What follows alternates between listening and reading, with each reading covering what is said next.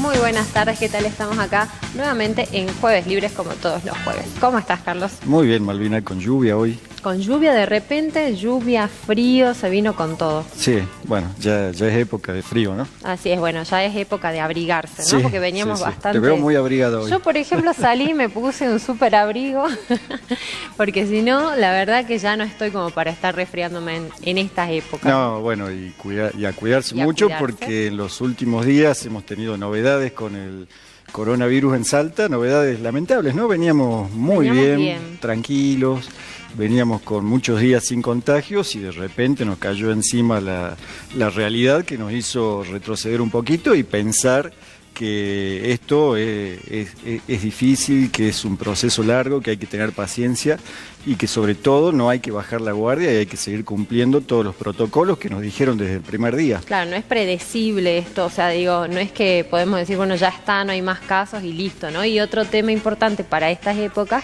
es que comienzan todas las enfermedades respiratorias también, entonces, bueno, hay que cuidarse para que no se nos junten estos dos factores, digamos, ¿no? Sí, bueno, a nivel nacional los números crecen y crecen, todos los días vemos cómo van avanzando los casos, ya nos estamos acercando a los 1000 por día, ayer 970. Sí. El dato positivo, si podemos decirle positivo a una situación tan fea, es que el nivel de fallecidos sigue estando muy bajo, ¿no? Así respecto a la cantidad de contagios. Crece mucho la cantidad de contagios, pero todavía el sistema de salud nacional, el sistema de salud de las distintas provincias, tiene capacidad de absorber a los enfermos, tratarlos y sanarlos. El temido pico de contagio en el cual se iba a saturar el sistema de salud no ha llegado por suerte y bueno, esto de aplanar la curva tenía ese objetivo, ¿no? De que no se sature el sistema de salud, que no se enfermen todos en el mismo tiempo. Claro, hasta en ese sentido entonces son noticias óptimas, digamos, ¿no? Porque no se ha saturado el sistema de salud y lo que sí que todavía los casos en su mayoría siguen siendo del AMBA, ¿no? Sí. Tenemos ayer tuvimos, ayer, antes de ayer 949 casos y de los cuales más de 800 eran de provincia de Buenos Aires y ciudad de Buenos Aires, donde también sigue siendo el foco, a pesar de que, como decíamos, también se dieron algunos casos, bueno, en Salta, 8 casos que se dieron a conocer, sumando 20 en total, y bueno, otros casos que se han dado también en otras provincias como Chaco, Río Negro y demás, ¿no? Sí, un debate muy fuerte, ya el jueves pasado hablábamos acerca de la cuarentena. Sí. Cada vez se hacen oír más voces en contra de la cuarentena y sobre todo en las provincias o en los distritos en los que no se ha flexibilizado. Bueno, acá en Salta ya estamos casi con una vida normal, pero en Buenos Aires, en la ciudad autónoma de Buenos Aires, todavía no. Y un debate que va creciendo acerca de si hay que sostener la cuarentena o si hay que flexibilizar y abrir todo de nuevo.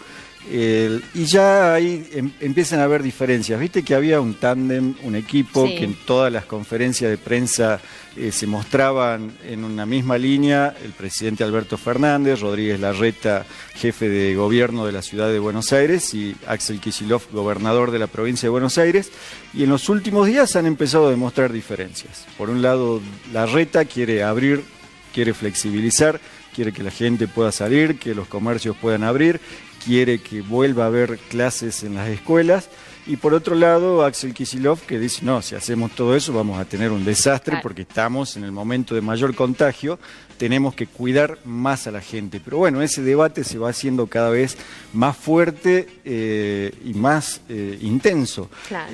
Escuché a algunos intendentes, entre ellos el intendente de Tandil, que le dijo a Kicillof que en su pueblo, en su ciudad, se va a flexibilizar la cuarentena, quiera o no quiera Kicillof. Claro, no van a pedir ya permiso, no van a esperar, digamos, que le den el visto bueno. Nada, salieron ministros y ministras del gabinete de Kicillof a decir de que eso no se puede hacer, que es una locura, pero ¿cuáles son las razones que esgrimía el intendente de Tandil? Decía que la gente lo para en la calle. Tandil es una ciudad chica, medianamente chica, muy bonita.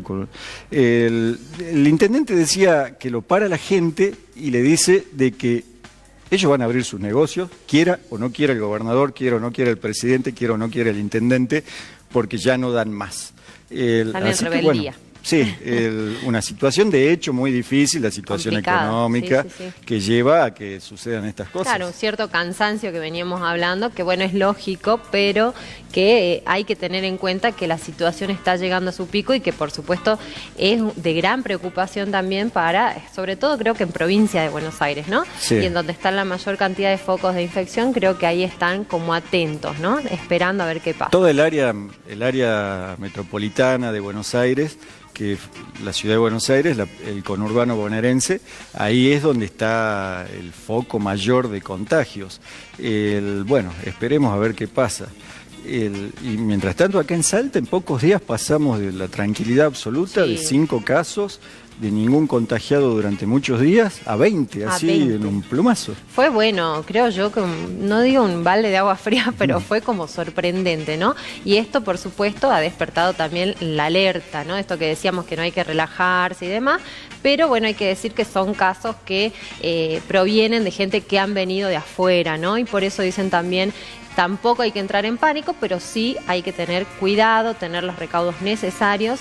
Y bueno, estábamos hablando la semana pasada de que ya se abrió el turismo y estas cuestiones, algo que ha quedado ahí, me parece, en stand-by hasta que, bueno, se pueda ver y tengamos algunas, mayor tranquilidad de que no hay otros casos tampoco, ¿no? Sí, el gobierno nacional autorizó para la provincia de Salta el funcionamiento de los gimnasios, que era uno de los rubros que todavía sigue cerrado, y del turismo interno, pero bueno, justo se da esa autorización en momentos en los que hay una irrupción fuerte de casos, entonces el gobernador de la provincia seguramente va a analizar más finamente si corresponde, si no corresponde. Ver los protocolos, ¿no? Ver los protocolos, sí.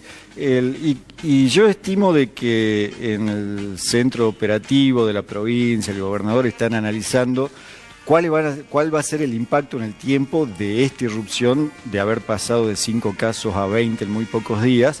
Porque viste que bueno, hay un periodo en el que esta gente que ha dado positivo puede haber estado en contacto con otra gente y puede haber contagiado a otros. Así que bueno, se va a analizar para ver el impacto de estos casos positivos y si hay una explosión, si hay un aumento fuerte de casos o si esto queda ahí. Ojalá que esto quede ahí. Ojalá, ¿no? Bueno, por lo menos unos 15 días en los que estemos atentos a ver, porque por supuesto tienen que rastrear, bueno, y hacer un control de todos los que puedan haber estado en contacto con esta gente, ¿no? Así que bueno, tema a seguir cuidándose sobre todo. Más que nunca, ¿no? Sí. Y tratar de no entrar en la paranoia que por ahí nos envuelve, ¿no? Sí. Recibo mensajes de todos lados, a todos les debe pasar, de que hay un caso en tal barrio, que hay otro caso en otro barrio, que el policía me dijo que esto, que mi amigo que maneja una ambulancia. No es información certera, digamos. No es información certera y lo que hace es confundir, generar nervios, generar pánico y eso no nos sirve a todos. Lo que tenemos que hacer es mantener la tranquilidad, hacer caso a las autoridades y sobre todo que ya sabemos, cada uno sabemos porque hemos convivido con esta situación que la hemos visto en otros lugares del mundo y después nos ha tocado a nosotros, sabemos cuáles son los mecanismos de defensa, los mecanismos que tenemos para protegernos, el distanciamiento social, el barbijo, el lavado de las manos, no salir porque sí, fundamentalmente. ¿No? Eso, ¿no? Esas reuniones de A40 no son necesarias e incluso son peligrosas, ¿no? Entonces, no hacer lo que ya sabemos que no tenemos que hacer básicamente. Sí, básicamente, así es. Así es. Y bueno, y en el plano internacional también, ¿no? Hay como mucho ahí para hablar porque Estados Unidos nos tuvo ahí atentos a una situación que ha sido, sigue siendo caótica. Ya veníamos con todos los casos de coronavirus, las muertes y demás, y a esto se le ha sumado un hecho que ha desencadenado también un caos social tremendo. Tremendo, pero tremendo. Vos ves las imágenes de los saqueos en Estados Unidos, de las protestas, de negocios incendiados, patrulleros incendiados. Los saqueos si te muestran esas imágenes y vos no sabés que son de Estados Unidos y decís es otro puede país. Ser cualquier lugar del mundo menos ese país que funciona tan bien o al menos nos dicen que uno lo ve también en la tele, en las películas sobre todo, ¿viste? Decís, todos decíamos, en algún momento capaz decíamos, qué lindo sería vivir ahí, ¿no? Sí, vos sabés que estas imágenes que se están viendo desde la muerte de Martin Luther King, que era un líder negro, que peleaba por los derechos de los negros, que fue asesinado desde aquel momento en los 60, que no se veían imágenes de violencia tan masivas en Estados Unidos. Y justamente vuelve a pasar en este 2020 a raíz de un asesinato de la Terrible. policía a un ciudadano negro, George Floyd. Sí, así es. Bueno, la muerte, que encima, bueno, el video ha circulado por todos lados, es realmente indignante. Tremendo, Lamentablemente lo tremendo. vi porque no me gusta ver esas cosas, pero bueno, es un video que ha circulado, que en los mismos medios de comunicación es tremendo, ¿no? Un policía abusando de su poder, matándolo, bueno, no dejándolo respirar y terminando con la muerte de esta persona. Realmente terrible. Esto ha desatado toda esta furia, pero bueno, a partir de este caso también se ha podido llegar a conocer muchos datos y mucho de lo que hay de trasfondo, podríamos decir, de estas situaciones de lucha de la gente, y en donde va, en definitiva, a reivindicar otras cosas también, ¿no? No es solamente Sí. la muerte de esta persona. Totalmente. Me parece que esta fue la gota que rebalsó el vaso. Aberrante, este George Floyd, esta persona asesinada por la policía, había comprado cigarrillos con un billete de $20, Sí. Lo denuncian de que era falso ese billete de $20, la policía va, lo detiene y lo tira al piso y lo asfixian, lo matan. Es lo terrible. matan. Encima Tremendo. se ven en las imágenes que no hay ninguna resistencia. No hay resistencia, ¿no? y muchos vecinos que pasaban por ahí le pedían a la policía que lo dejen, Sí. porque este pobre hombre decía: no puedo respirar, Claro. por favor, tengan piedad, no puedo respirar. 8 minutos lo tuvieron así hasta que murió ahí. Generó una reacción tremenda que cuando uno empieza a investigar o a leer sobre la realidad que viven los norteamericanos, los estadounidenses, y dice, bueno, acá hay un hartazgo que viene de hace muchos años, no solo por la violencia policial en contra de los negros, sino también por un marco de pobreza y de desigualdad social tremendo. Ese país que todos nos muestran como el paraíso, el sueño americano, que hay que ir ahí para desarrollarse, que es el ejemplo de lo que deberían ser todos los países del mundo, cuando uno investiga un poco se cae a pedazos, ¿no? Y estas manifestaciones tan violentas en Estados Unidos, que han llegado hasta la Casa Blanca, Sí. han llegado hasta la Casa Blanca, lo han tenido que esconder a Donald Trump, al Sí. presidente de Estados Unidos, en un búnker para protegerlo. Muy parecido a lo del 2001 acá. Sí. Bueno, pero ¿qué hay detrás de todo esto? Hay un país que es, como dicen, el paraíso, el ejemplo a seguir por todos, o es un país totalmente cruzado por la pobreza, por la desigualdad social y por el racismo? Bueno, yo creo que justamente lo que se ha podido ir vislumbrando en esto es que hay una desigualdad terrible. Para tener algunos datos, después vamos a pasar unas plaquitas, pero para tener algunos datos es mucho más común de lo que creemos que las personas negras mueran en manos de la policía, ¿no? Tienen una probabilidad 3,5 veces más que una persona blanca de morir en manos de la policía sin haber estado atacando, sin hacer nada, ¿no? Los Como matan este por ser caso. negros. Los matan por ser Exactamente, negros. discriminación pura. Tremendo. ¿Sí? Y otro dato más, también tienen 3,5 veces más de probabilidad de morir en manos de la policía los adolescentes negros, ¿no? Que también hay una persecución Sí. tremenda, ¿sí? Bueno, vamos a ver unas acá las placas. plaquitas. Arrancamos volvamos a la anterior como para entender un poco esto que hablábamos de la desigualdad. Desigualdad social. Nos pintan Estados Unidos como el país en el que uno va y desarrolla todos sus sueños. ¿Es así? Hay una desigualdad tremenda. El 1% más rico de la población norteamericana, el 1%, tiene el 25% del total de los ingresos de la nación. Es una brecha tremenda. La cuarta parte de los ingresos que tiene Estados Unidos lo acapara el 1% de la población. Nada. Nadie. Todo el resto. O sea, hay pocos ricos y todo el resto Claro, abajo. pobres. Bien, miren este dato. Los miembros del gabinete de Donald Trump tienen 4.300 millones en riquezas, De digamos, dólares. ¿no? Son todos De ricos, dólares. o sea, gobiernan los ricos. En Estados Unidos Exactamente. gobiernan los ricos, como el ex gabinete del presidente Macri. Presidente Macri. El 1% más rico tiene el 40% de las riquezas de la nación. O sea, de toda la riqueza que tiene Estados Unidos, casi la mitad Es de ellos. está en manos del 1% de la población. Es terrible. O sea, hay una acumulación de riquezas tremenda, tremenda. También el 1% más rico pasó de tener en 1980 el 10% de todos los ingresos de la nación a tener el 25%. Ahora, claro, o sea, desde 1980 hasta ahora se ha concentrado la riqueza de Estados Unidos en muy pocas manos. Claro. Este estudio es de un señor que se llama Philip Alston, que es un miembro informante sobre desigualdad social de la ONU, Bien. de la Organización de Naciones Unidas. O sea, no es que lo hizo claro, cualquier alguien de persona. Un país que ellos dirían Alguien opositor, no nos quiere, alguien no lo opositor hizo de Estados alguien de Unidos. Venezuela, No, ni nadie. Claro, claro. ¿No? Ellos hablan de Venezuela y de la desigualdad Sí, que hay en Venezuela, y mirá la desigualdad que hay acá. Me llama la atención que ellos siempre hacen un análisis de la desigualdad en otros países, pero nunca lo escuchamos de la suya. Bueno, esto, ¿no? la ONU hizo un informe sobre la desigualdad y la pobreza en Estados Unidos y llega a estas conclusiones. Bien, acá tenemos de los 325 millones de la población total, 40 millones viven en la pobreza. O sea, más del 10% de los estadounidenses viven en la pobreza. Así 325 millones de habitantes tiene Estados Unidos, 40 millones viven en la pobreza.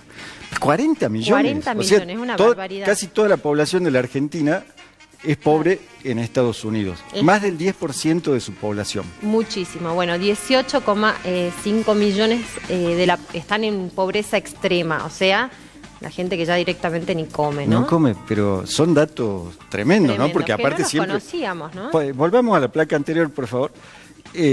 Porque aparte siempre ha sido como, a ver, Estados Unidos, las películas te muestran que es como que el están paraíso. todos bien, digamos.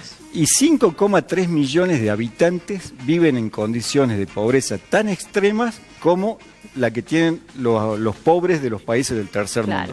Pero 5,3 millones. Un país que se supone está entre los países desarrollados, ¿no? Digo entre comillas desarrollados porque si este es el desarrollo, bueno, deja mucho que desear. ¿no? Todas estas, la desigualdad, la pobreza, el racismo, explican un poquito qué es lo que está pasando con estas tremendas manifestaciones sociales, el hartazgo de la gente. A ver, tenemos más datos. Ahí está. En el año 2015, el 31% de los trabajadores a tiempo completo no puede sobrevivir si no le dan tickets alimentarios, además del sueldo. En 1989 el porcentaje era del 19,6%. Mira cómo aumentó. O sea que 1 cada 3 trabajadores en Estados Unidos que trabaja a tiempo completo no llega a fin de mes y necesita que el Estado le dé bonos alimentarios para poder comer. Claro. 1 de cada 3 trabajadores de Estados Unidos. Claro, o sea que aún teniendo trabajo no llegan a fin de mes. Claro. Los datos oficiales del 2017 dicen que 553.742 personas están sin techo. Según la ONU, son muchas más. Claro, esos datos, pero serían del Estado. Medio millón de personas viviendo en la calle. Uno va a Buenos Aires y ve gente viviendo en la calle y dice, bueno, porque somos un país que ha hecho mal las cosas, pero te muestran, esta gente viene y dice, che, Argentina tienen que hacer así las cosas. Hacer las cosas como nosotros. Y tienen medio millón de personas viviendo en la calle. Y esos son datos oficiales del gobierno de Estados Unidos. Por eso la ONU dice, no le creemos demasiado, hay más. Deben ser bastante más. A ver, pasemos a las otras plaquitas. En cuanto a lo que hablábamos, ¿no? Del racismo, y acá está un poco la explicación. Ahí está Philip Alston, es el miembro informante de la ONU que hizo este estudio sobre Estados Unidos. Bueno, él justamente dice y explica que todo esto tiene que ver con que hay racismo, ¿no? Dice, estas vergonzosas estadísticas solo pueden ser explicadas por el legado duradero de la esclavitud, ¿no? Duro, ¿no? Duro, porque si bien no tienen formalmente la esclavitud, en las condiciones de vida que vive esta gente, bueno, realmente te recuerda a esa época. Es tremendo, pero aparte los niveles de desigualdad afectan mucho más a la población negra, a la población latina, que ahí está la mayor cantidad de desocupación, de indigencia, de pobreza, de gente sin techo. Es una sociedad, la norteamericana, la estadounidense, que ha concentrado el bienestar en muy poca gente y el resto vive, pero vive como acá. o sea, como en los países pobres. Claro, mira, los negros tienen 2,5 más de probabilidades que los blancos de ser pobres, esto que decías vos. Sí. El desempleo entre los negros duplica al que hay entre los blancos.